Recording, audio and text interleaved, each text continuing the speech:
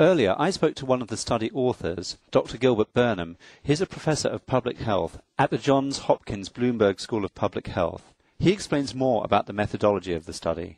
We used basically the standard cluster sampling method that's used in many developing countries and also used in conflict situations. We used this in a way where we collected information from 50 clusters throughout Iraq, and our intent was to collect the information proportionate to the population size, so larger areas got more clusters than smaller areas. And then we did 40 households in each cluster, and this was larger than we did the last time, and I think helped bring down the spread of the confidence intervals substantially. We would, of course, like to have done more clusters, but there is a trade-off between the sample size that one wants and the risk that one is willing to discuss with your survey team. Presumably, again, looking at the methodology, once you've selected a cluster, and you've already explained how you selected clusters according to population density in the country, so the clusters are representative, you actually have to interview households almost sort of next door to you, just to make it easier for the researchers on the ground to gain the confidence of the local community once they start doing the interviews. Yes, we did 40 households with one start household, and we kept going until we did the 40 adjacent households. Now, we probably could have reduced our intra-cluster similarities by taking every second or every third or every fourth household, but that would have spread out the size of the cluster, and we felt that would have increased the risk to the interviewers. And in terms of the numbers, you, through your clustering sampling techniques, interviewed over 1,800 households, which totaled over 12,000 individuals who were interviewed by your researchers.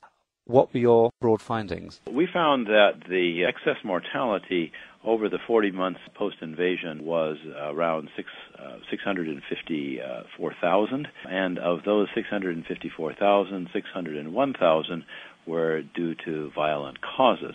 And among the different causes of violent deaths, we found that gunfire was the most common right from the beginning, and that has continued. 650,000 is a huge figure, and even the lower confidence interval around that figure is still a huge figure.